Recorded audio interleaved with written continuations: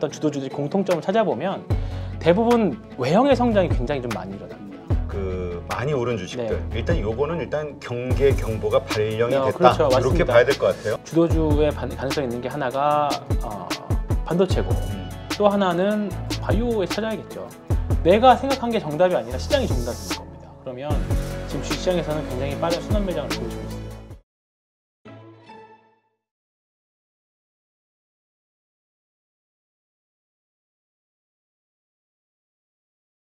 자, 그럼 이번에 뭐 투매에 의해서건 뭐 시간이 좀 더 지나야 정확하게 네. 이렇게 갑자기 밀린 이유가 나오겠지만 예. 어쨌건 이렇게 시장이 안 좋고 종목 단위로 급락이 나온 이후 그 다음에 주도주들이 이렇게 급락이 나온 이후에는 다시 정상으로 회복됐을 때 주도주가 좀 바뀔 것이다 이런 의견들이 많잖아요. 네, 그렇죠. 다음 주도주가 어디에서 나올까 이 고민을 한번 해보죠. 진짜 어려운 질문이에요. 네, 어려운 질문이고 언제 어떻게 세상이 이거는 주식에 대한 느낌보다 세상에 대한 느낌을 봐야 돼요. 세상이 어떻게 바뀌느냐에 대한 느낌이 더 강하다고 생각하거든요. 우리가 2차전지 주도주가 2차전지 주식들이 올라온 거는 사실 처음에 2차전지가 테마였을 때는 2013년이었다고 제가 몇 번 말씀드렸던 것 같아요. 근데 그게 현실적으로 우리 시장에서 주도주가 돼서 정말 큰 수익을 줬던 거는 2019년, 2020년부터잖아요. 그러니까 에코프로를 봐도요. 사실 2019년 이전에는 사실 거의 아는 사람이 거의 많이 없었습니다. 네, 보면 상장도 뭐 좀 보시면 자, 이때만 해도요. 2013년 요때니까 이때만 해도 이 회사가 사실 뭐 2차전지 하는지도 몰랐었고 사실 근데 요때가 2013년, 14년도 요때 삼성 SDI 주가를 보면 보겠습니다. 자, 요때거든요. 요때가 제 기억으로 제가 신입사원이었을 때였기 때문에 명확히 기억을 납니다. 회사에서 스터디도 하고 매매도 했던 경험이 있어서 요때가 처음으로 SDI가 2차전지라는 걸 만들더라. 네, 재생이 가능한 배터리가 만들고 그게 자동차에 들어가고 이제 앞으로 전기차의 시대가 올 거다라는 게 요때 2013년도였어요. 근데 봐보세요. 근데 요때 13만이었던 게 한 20만 원까지 한 50% 정도 오르고 몇 년을 기었냐면 7년을 기었어요. 네. 다른 주식 엄청 올라갈 때. 뭐 이때 2017년에는 삼성그룹도 다 올라갔으니까 여기서 기다가 제대로 올라가 2020년부터 이제 급등하기 시작해가지고 이렇게 된 거죠. 네. 그러니까 이제 그런 어떠한 기술들이 나오고 나서 그게 현실화되는 게 사실 생각보다 꽤 오래 걸리거나 아니면 기술의 발전이 빨라지면 또 빨라지면서 그게 주도주가 됩니다. 요 7년의 기간 동안 주도주들이 몇 번이 바뀌었죠. 2014년, 15년도에 한류가 있어서 중국 관련 주식들이 주도주가 됐었고 그 다음에 15년도에는 그 한미약품이 이제 산오피 수출하면서 제약바이오가 엄청난 열풍을 일으켰고 2017년, 18년도에는 반도체 주식들이 엄청나게 올랐었고 그 다음에 2018년 하반기에는 대북 주식들이 엄청나게 올랐었죠. 그때 정말 꿈으로만 올랐었죠. 그리고 나서 이제 코로나 이후에 정말로 외형 성장과 실적의 성장을 동시에 갖고 오는 종목이 2차전지 섹터였고 시장에서 자금을 다 빨아들이는 장이었습니다. 그러면 다음에 이런 이제 지금 방금 말씀드렸던 주도주들이 공통점을 찾아보면 대부분 외형의 성장이 굉장히 좀 많이 일어납니다. 네, 외형의 성장. 영업이익도 그런 외형의 성장이 일어나면 당연히 영업이익도 따라오는 거니까 일단은 성장주들은 대부분 외형 성장들이 일단 가장 큽니다. 또는 이제 그래 이제 퍼도 좀 다르게 이제 외형의 성장이 커지면서 이익도 따라오니까 이제 퍼도 좀 높게 주고 뭐 그렇게 하면서 나오는데 외형 성장이 있어야 돼요. 그 다음에 좀 뭔가 너무 뜬구름이 아니라 우리가 현실화 가능성이 돼야 되는 그런 부분들이어야 돼요. 네, 그런 부분들이 공통점들이 있는데 지금으로 보여지는 게 사실 그렇게 보이는 게 사실 많이 없어요. 그게 좀 사실 안타까워요. 지금 최근에 올라왔던 로봇 주식들이 그랬다고 볼 수 있기는 한데 로봇 주식들은 그렇게 보기에는 아직 외형 성장이 조금 이제 다가올 미래는 맞아요. 네, 다가올 미래긴 한데 진짜 성장은 조금 더 뒤에 있을 거라고 생각이 좀 들어요. 그리고 자율주행도 다가오기는 할 건데 지금 레벨 3가 거의 평균이거든요. 근데 우리가 진짜 진정한 자율주행이라고 하려면 아무것도 안 해도 움직이는 차가 되려면 레벨 4나 레벨 5 가야 되는데 레벨 4에 진입하는 이제 벤처 회사들이 좀 있기는 합니다. 그리고 이제 5까지 가려면 뭐 이제 보험이라던가 여러 가지 법적인 규제들이 다 되려면 한 2030년, 35년 보더라고요. 그러게 사실 좀 너무 많이 남았죠. 그렇기 때문에 자율주행 이슈를 저도 되게 긍정적으로 봤는데 모빌아이 상장도 있었고 앞으로 나올 애플카가 최소한 자율주행으로 나오지 않을까 그 생각이 있어서 자율주행 테마가 빨리 불겠다라고 생각을 했는데 이게 사실 좀 공부하면 공부할수록 조금 늦어지고 있는 거죠. 지금 그렇다 보니까 뭐 카메라 같은 것들 이런 종목들만 더 올라가고 그런 흐름들이 좀 있습니다. 사실 요번에 AI 반도체가 급등을 네. 하면서 이 엔비디아의 어떤 그 호실적에 맞춰서 AI를 응용한 그 비즈니스 네. 그 가운데서도 지금 가장 부각되고 있는 건 의료주들이잖아요. 네, 그렇죠. AI 네, 의료주들. 맞습니다. 네. 네. 이것도 그동안에 사실상 주도주 역할을 네, 하지 않았나. 맞습니다. 그쪽 흐름은 어때요? 근데 많이 그 올랐는데. 많이 올랐죠. 그러니까 지금 우리가 한 해의 주도주를 찾아내려면 지금이 맞기는 해요. 근데 지금 좀 이르기는 한 게 우리나라를 평균적으로 내보면 항상 6월부터 한 11월까지는 좀 힘들고요. 12월부터 한 4월, 5월까지가 가장 재밌습니다. 한국 주식시장 이게 통계가 그렇게 나와 있, 통계를 내보면 그렇게 됩니다. 그러니까 결국 우리나라 주식시장은 상반기에 잘해야 돼서 잘하고 하반기에 지켜야 되는 그런 역할이거든요. 근데 지금은 어쨌든 상반기에 큰 시세, 뭐 루닛 같은 주식들 보면 뭐 템베거가 이세전지만 난 게 아니라 루닛 같은 주식들도 지금 루닛 네. 이런 주식들도 보면 지금 2만 원 하던 게 이제 20만 원이 넘었으니까 이 주식도 1년 만에 10배가 났습니다. 근데 이런 주식들도 보면 고점에서 대량 거래를 터트리면서 좀 뭔가 이제 쉬어러 가는 그런 느낌들이 다 있거든요. 그러니까 이런 주식들이 한번 주도 섹터 역할을 했던 종목들이 좀 쉬면 최소한 올라갔던 기간만큼은 쉬거든요. 그런 부분들을 좀 조심을 해야 될 것 같다. 왜냐하면 그리고 이런 주식들은 아직은 실적이 받쳐서 올라온 거라기보다는 조금 수급적인 부분하고 그다음에 미래에 대한 성장성을 너무 지나치게 땡겨온 그런 부분들이 있어요. 루닛 같은 경우 2030년까지 1조 매출하겠다라고 하는 건데 사실 지금의 실적을 보면 매출이 아직은 미약합니다. 사실 연간으로 보면 계속 적자죠. 네, 적자기도 하고 올해 예상 매출액이 300억이에요. 근데 이제 2030년까지 1조 매출한다고 하는 거면 아직도 엄청나게 많이 성장해야 되는 건데. 근데 시총은 2조 8천억. 그렇죠. 그렇다 보니까 이게 올라갈 때는 이제 관성을 타서 올라가긴 하는데 주가가 떨어질 때는 이런 종목들이 이제 재가치를 찾아간다는 표현들을 쓰시죠. 근데 조금 이제 고생하실 수 있기 때문에 언제든지 들고 계신 분들은 리스크 관리는 저는 좀 필요한 주식이지 않을까. 그러니까 지금 이제까지의 어떤 좋은 흐름을 보였던 그 많이 오른 주식들 네. 일단 요거는 일단 경계 경보가 발령이 됐다 그렇죠. 이렇게 맞습니다. 봐야 될 것 같아요. 그리고 일단은 우리나라 한국 시장의 고질병인 대주주 양도소득세 이슈에는 일단 조심해야 됩니다. 많이 오른 주식은. 왜냐하면 그 주식으로든 어떻게든 큰 주식이 부를 잃었던 분들이 분명히 있을 거고 그분들은 세금 노출이 이제 가장 이제 세원 노출이 가장 이제 싫어하시는 분들이기 때문에 10월이든 11월이든 어쨌든 줄입니다. 그렇기 때문에 최소한 더 사지는 않죠. 과하게 빠지면 사겠지만 굳이 12월 지나가기 전에 더 사지는 잘 않습니다. 그렇기 때문에 우리나라 주식시장이 10월, 11월, 12월이 재미없다라고 하는 게 그런 부분들이에요. 그렇다 보니까 올해 많이 오른 주식들, 특히 최소한 3~4배 이상 난 주식들은 일단 조금 조심할 필요는 있다라고 생각합니다. 거의 직격탄이에요. 근데 그 뭐라 그러죠? 지금 뭐 이번에 테슬라의 슈퍼컴퓨터 네. 도조 이것도 만약에 활성화된다고 했을 때는 거기에 상당한 HBM이 사용이 그렇죠. 될 네, 것이다. 그렇습니다. 그래서 네. 하여튼 지금 계속해서 HBM의 그 사용처는 확대될 수밖에 네, 없고 그렇죠. 네. 이쪽과 관련한 쪽에서 뭔가 주도주가 튀어나오지 네, 않겠냐. 맞습니다. 근데 사실 그동안 많이 한미반도체부터 올랐고. 시작해가지고 네. 하나마이크론이니 뭐 해가지고 많이 올랐단 말이에요. PSK 홀딩스도 많이 올랐고 PSK 홀딩스 근데 많이 올라온 것 같지만 사실 바닥에서 3배, 4배 정도밖에 안 올랐어요. 다른 거 10배 오른 거에 비하면 그러니까 우리가 지금 뭔가 다른 거 오른 거에 비하면 약하죠. 그렇죠. 우리가 뭔가 착시현 이제 그냥 이 템백을 너무 쉽게 생각해요. 그렇죠. 네. 아니 지금 1년도 안 돼가지고 3배, 5배 올랐으면 어마어마하게 오른 건데 사실. 그렇죠. 10배 오른 거하고 비교를 하면서 그렇죠. 에이 더 오를 수 있겠지. 그렇죠.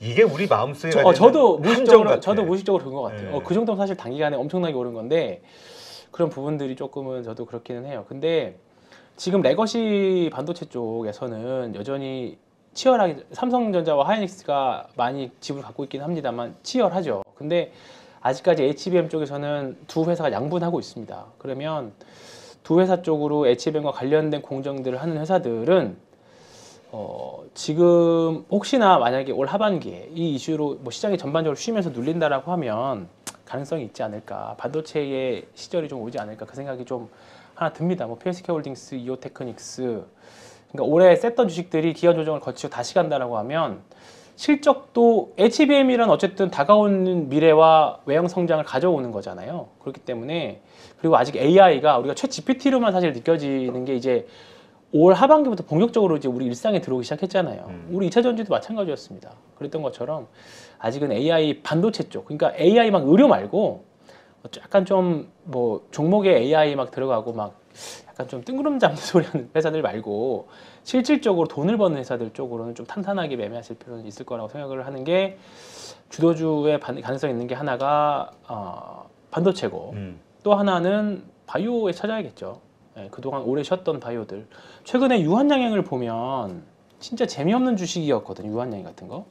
근데 이 주식이 벌써 이제 바닥에서 한 50% 이상 올랐어요. 유한양행 주식이. 그죠? 많이 올랐어요. 유한양행이 정말 지루한 주식이거든요. 봐보세요. 과거에 몇 년치를 주식을 보면 정말 재미없는, 올라봤자 그냥 찔끔 오르고 계단식 상승을 찔끔 오르는데, 지금 최근에 주가 성장이 좀 남다릅니다. 남다르고요. 그 다음에 한미약품은 한 7년 쉬었거든요. 7년 쉬었는데 바닥에서 대량 거래들이 나오기 시작했고, 사실 뭐 하반기에 특별한 모멘텀이 있지는 않습니다. 네, 그나마 뭐 기대해 볼 게 있다면 이제 요즘에 핫한 이제 비만 치료제를 하겠다, 그런 뭐 모멘텀이 있다면 있는데, 뭐 이런 주식들도 이제 큰 형님들 주식들 있죠. 그리고 한미약품도 그렇고 동아ST도 최근에 좀 흐름이 다르고, 사실 이 종목들을 보면 되게 좀 재미없고 무거운 제약사들이에요. 근데 최근에 주가의 변동성이 조금 달라졌습니다. 그렇기 때문에 이런 부분들, 그래서 쭉 내용들 찾아보면 코로나에 걸렸음에도, 코로나 시기에도 계속적으로 신약 개발들은 잘 진행이 되고 있었고, 그런 결과물들이 이제 하나둘씩 나오고 있었죠. 최근에 이제 펩트론이 비만 치료제를 거의 대장 역할을 하고, 이 주식도 지금 벌써 한 5배 정도 올랐거든요. 5배, 6배 정도 올랐는데, 이런 구간에서는 이런 주식들이 계속 아직은 글쎄요, 잘 모르겠습니다. 이 펩트론 같은 경우 잘 모르겠는데, 지금 제약바이오들, 뭐 오랫동안 쉬었던 ABL 바이오, 신약 개발하는 ABL 바이오도 이제 바닥에서 거래들이 터지고 있고, JW 중해제약도 지금 바닥에서 많이 올랐고, 그 다음에 제가 좋아했던 SK 바이오팜 조금 많이 올렸죠. 근데 조금 최근에 흐름들은 분명히 좋아지는 흐름들이 있고, 그 다음에 ST팜, 양대팜이라고 제가 부르고 있는 ST팜도 그렇고요. 그 다음에 뭐 대표님이 좋아하신다는 HK 이노엔도 지금 뭘 내가 좋아해? 흐름이 나쁘지 않습니다. 네, 나쁘지 않고, 지금의 제약바이오 종목들이 변동성은 확실히 있어요. 약간 오늘 종목들, 오늘만 놓고 보면 약간 가상화폐 느낌 좀 있어요. 종목들의 움직임이. 그러니까 사실 우리나라 바이오 주식들이 약간 투기적인 성격들을 항상 갖고 있었기 때문에 그런 느낌들이 좀 있습니다. 그래서 이런 종목들, 일단 생각난 게 메지온, 메지온도 그렇고요. 폰탄 치료제하고 이런 종목들 알게 모르게 되게 많이 올라왔어요. 그 다음에 오늘 정말 극강의 변동성을 보여줬던 삼천당제약, 최근에 핫한 이슈 되죠. 오늘 장중에 9%까지인가도 밀렸습니다. 오늘 다시 밑골이 달고, 네, 9.8%를 밀렸는데 종가에 2.3%를 마감을 했어요. 아마 시장이 조금 더 좋았으면 양봉을 낼 수 있지 않았을까, 그 생각도 드는데, 이런 종목들 굉장히 지금 바이오 회사들이 어쨌든 간에 되게 좋은 흐름들을 좀 보여주고 있습니다. 그래서 바이오가 시기적으로 지금 시세를 내는 구간들은 아닌 것 같아요. 대신에 좀 떨어질 때마다 야금야금 모아야 될 주식들, 그러니까 지금 사실 이 코로나 이후에 주식시장에 들어오셨던 분들은 코로나 관련 주식들로만 아마 기억들을 할 거예요. 신풍제약 같은 거. 근데 지금 신풍제약 최근에 올랐느냐? 전혀 별로. 코로나 때 올랐던 주식도 재미없어요. 그러니까 지금 봐야 될 거는 최근 2, 3년 동안 별로 재미없었던 종목들 위주로 보는데, 그 중에서 하반기에 파이프라인 또는 내년에 실적이 개선되는 종목들 위주로 보면, 신약 개발하는 회사들 위주로 보면 전 좋을 것 같아요. 삼성바이오로직스가 일단 대장 역할을 일단 해줘야 되는데요. 삼성 재미없죠. 좀 약해요. 네, 일단은 여기 제가 회색 선으로 표시되어 있는 200일선 여기를 좀 뚫고 올라가기는 가야 됩니다. 그러려면 시간이 좀 걸리겠죠. 그러면 현실적으로 올해보다는 올해 연말 정도 바이오는 그 전까지는 그러니까 뭐 제가 단타를 조장하는 게 아니라 어쩜 시장에다가 내 마음을 제가 시장을 조정할 수는 없고 시장이 그렇게 움직여라라고 하면 시장이랑 몸을 맞춰야죠. 아니면 뒤에 떨어져서 떨어질 때마다 매수를 하던가 그런 관점이라면 내가 적극적으로 시장에서 개입을 해가지고 좀 수익을 내보겠다 하는 분들은 지금은 철저하게 수익 위주로 가져가셔야 될 것 같고요. 그게 아니라고 하면 이제 떨어질 때마다 내년도 개선되는 거, 특히 매출액이 크게 개선되는 종목들 위주로 또는 흑자 전환되는 거 위주로 보시면 좋을 것 같아요. SK 바이오팜이 한 번 또 속아 볼까요? SK 바이오팜이 사실 지금 보면 사실 올해까지가 이제 적자 폭이 축소되고 내년에 흑자 전환하는 걸로 나와 있어요. 이제 가장 주식장에 좋아하는 턴어라운드인데 사실 요게 딱 1년 전 모습이 요랬었어요. 그러니까 사실 올해 개선되는 걸로 봤었어요. 올해 SK바이오팜이 2023년도에 흑자 전환 되는 걸로 봤었습니다. 근데 그게 생각보다 좀 늦어졌죠. 그러면서 지금 딜레이 되고 있는 건데 딱 그거에 맞춰가지고 만약에 예상대로 내년에 흑자 전환 된다라고 하면 지금 주가 레벨은 정말 28만 원인가를 찍었었죠. 이게 따상 열풍의 1번이었잖아요. 27만 원에서 지금 8만 7천 원 돼 있었고 저희가 그때 작년 연말쯤에 그 월드컵 했었을 때 종목 월드컵 했을 때 여기였었거든요. 여기였는데 지금 그 자리보다 조금 더 올라와 있는 상태예요. 근데 그 기간 동안 장기 이평선들은 지금 정배열로 만들어 놓은 상태입니다. 이제 전형적으로 이제 추세를 만들어가는 과정들이고 실속 좋아진 종목이기 이 종목은 조금은 뭐 어떻게 앞으로 향후 흘러갈지는 모르겠습니다만 뭐 지금은 추세가 아주 잘 만들어지고 있는 정석 중에 하나인데 뭐 여기서 또 또 의외의 일이 발생해서 부러지면 또 대응을 해야겠죠. 근데 지금 가장 무서운 게 뭐냐면 그 의외의 일이에요. 근데 그 의외가 네. 이제 사실 우리가 지금 많은 사람들이 인정하는 건 이제 중국에서의 네. 상황 네. 어떻게 될 것이냐 뭐 잘 해결되는 것처럼 또 뉴스가 나오기도 하지만 얼마 전까지만 해도 뭐 부동산발 금융위기가 그렇죠. 오네 만에 네. 뭐 난리가 났었잖아요.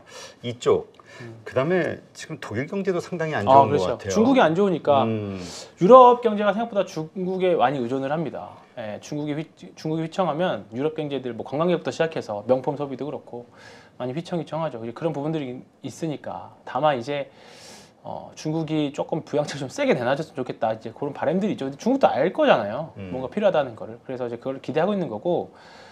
아마 그러니까 제가 2020년, 2018년처럼 폭락이 조금 힘들어도 2018년처럼 좀 뭔가 오기에는 지금 중국이 너무 위태위태해요. 지금 미국이랑 싸울 것도 싸워야 되지만 지금 자기 발등에 불이 좀 떨어진 상태이기 때문에 그것도 해결해야 되는 상태라서 조금 올해 2023년 10월 달은 저는 항상 10월이 두렵거든요. 10월이 항상 사단이 많이 났어서. 근데 2018년 10월 달은 좀 힘들긴 하더라도 좀 약간 늘어지면서 어렵지 않을까. 좀 그런 생각이 좀 듭니다. 그래서 조금 이제 시장이 계속 이제 매기가 없다라는 게 좀 아쉬워요. 지금 거래대금도 줄었거든요. 그래서 그런 흐름들이 조금 당분간 이어질 것 같고 다만 이제 고금리, 고임금, 그 다음에 이제 고물가가 이어지는 건데 최근에 사실 유가가 올라와가지고 조금 특이한 상황이긴 해요. 강달러인데도 유가가 올라왔다는 좀 특이한 상황이거든요. 그러니까 이제 이런 부분들이 좀 정상화된다라고 하면 물가는 어느 정도 안정이 될 거고 금리 인하에 대한 부분들도 조금 안정에 대한 이제 이번에 FOMC 지나고 나야 좀 뭔가 이제 시장의 변곡도도 나올 텐데 이제 좀 그래야 되지 않을까. 그래야 결국 10월이 돼야 우리가 뭔가 조금 내년을 바라보고 또는 향후의 주도주에 대한 고민을 좀 더 심도 있게 또는 가능성에 대한 것들을 조금 점쳐볼 수 있을 것 같습니다. 네. 하여튼 지금 여러 날째 그 87불, 88불에서 WTI 유가가 횡보를 하고 있거든요. 이 고점에서. 여기에서 이게 꺾이느냐 아니면 여기서 고점 돌파하고 이게 상단이 열려 있으니까 그럼 머리가 아픈 거지. 그러니까 달러 인덱스, 그러니까 유가는 달러로 표시되기 때문에 달러가 강세가 되면 이제 상대 개념이기 때문에 유가는 약세가 되는 게 정상이에요. 근데 지금 유가도 강세고 달러도 강세인 굉장히 좀 약간 특이한 케이스인 거죠. 근데 이제 이런 부분들이 일정 부분 뭐 중국의 디플레가 잡아먹어준다라고 이제 생각하시는 분들도 있고 하니까 여러 가지 측면에서 이게 정상화된다. 그러니까 결론은 정상화된다를 놓고 가는데 그게 언제 정상화될 거냐. 이런 불확실성도 더 연장될 거 아니냐. 또는 이런 뭔가 기존에 없었던 일들이 있으니까 우리가 모르는 뭔가가 있는 거 아니냐. 그렇게 받아들일 수 있는 거잖아요. 사실 그게 가장 물음표예요. 그거를 맞출 수는 저는 없다라고 생각해요. 그거는 사실 뭐 맞추면 대단한 거긴 한데 그거를 맞추기는 어렵다고 생각하고요. 다만 그게 그런 이슈가 터졌을 때 저는 정말 빨리 도망쳐야 된다고 생각해요. 네, 그러면 있는 주식 다 팔아야 된다라고 생각을 합니다. 그게 뭔지 모르는 거. 그러니까 지금 사실 나와 시장에서 불안 요소로 지목되어 있는 것들은 이미 다 알고 있는 거고 다 대응을 해놨을 겁니다. 그렇기 때문에 실제로 발생돼 그걸로 인한 주가 폭락이 하락은 나오더라도 폭락 이런 건 안 나와요. 근데 항상 그랬던 것처럼 뭔가 갑작스럽게 터지는 것들 있죠. 예. 그것들이 시장의 변곡을 만들고 그것들을 견뎌내면 사실 또 시장은 또 V자 반등이 나오긴 하는데 그 과정이 좀 너무 힘들죠. 그렇기 때문에 일단은 뭔가 우리가 알 수 없는, 그러니까 우리가 알 수 없는 처음 들어본 용어를 갑자기 등장하면서 뭔가 언론에서 나온다 그러면 일단은 비중을 줄여야 됩니다. 지금 어쨌건 그러한 것들을 감안해서 물론 이제 최악의 경우에는 이제 네. 지금 말씀하신 대로 던지고 도망가자 네. 시장에서 이거고 어쨌든 이 조정장에서 우리가 취해야 되는 투자자들의 전략 어떤 네. 게 있을까요? 지금요. 지금은 무조건 리스크 관리입니다. 리스크 관리. 그러니까 지금, 비중을 좀 줄이자. 네, 그렇죠. 현금 확보. 네, 네, 현금 확보. 일단은 다 현금 확보하라 그러면 주시장 뭐 안 오르겠냐, 안 오른다, 뭐 그걸 말씀하실 수 있지만 제가 시장을 이룰 수 없잖아요. 그리고 시장이 그렇게 말하는 게 정답이거든요. 시장에서 그렇게 지금 오늘도 시장이 괴랄하다라는 표현을 썼지만 결국 그게 시장이 정답이거든요. 내가 생각한 게 정답이 아니라 시장이 정답인 겁니다. 그러면 지금 주식시장에서는 굉장히 빠른 순환 매장을 보여주고 있습니다. 그러면 왜냐면 사람의 심리들이 다 그렇다는 거거든요. 그럼 일단 지금은 조금 약간 단기 매매나 좀 시장이 너무 무섭다 그러면 한 발짝 빼시는 것도 좋고요. 아니면 뭐 지금 순환매 지금 안 오른 것들 오늘 빠진 것들 또 분할 매수가 또 올라오면 또 매매하는 것도 전략이거든요. 그러면서 리스크 관리 하시면서 하는 것도 저는 방법이라고 생각하는데 일단 가장 기본은 모든 투자자들의 성공의 기본 요소는 무조건 다 리스크 관리였습니다. 리스크 관리. 네. 알겠습니다. 자, 하여튼 갑자기 또 시장이 안 좋아져서 그죠? 우리가 이제 이런 고민을 네. 하는데 참 이런 게 시장인 것 같아요. 증시 네. 이런 그럼요. 일들의 반복, 그렇죠. 연속 네. 이런 것들을 물론 이제 좋은 주식 가지고 장기 투자, 중장기 네. 투자하시는 분들이야 뭐 이런 사소한 것들은 넘어가겠지만 또 그렇게 위안을 삼을 수 견디기 좀 있겠지만 힘들죠. 지금 하지만 지금. 그럼 막상 네. 또 맞아요. 이게 떨어지면 그 중장기 투자로 생각해서도 마음이 쫄깃쫄깃해지죠. 제 주변에 이차전지 투자하는 친구들이 다 그래요. 네, 지금 다 그런 상황입니다. 해야 되냐 이 장기 투자 막 항상 그렇죠. 알겠습니다. 하여튼 그 자기가 얼마나 그 주식에 대해서 알고 확신하느냐 여기에 네, 따라 그렇죠. 액션이 달라지겠죠. 네. 또 자신의 투자 성향. 그렇습니다. 네. 성향이 제일 중요하죠. 네. 자, 이제까지 황유현 팀장과 함께했습니다. 어려운 시장이지만 오늘 이렇게 또 네. 좋은 인사이트 네, 고맙습니다. 맞습니다.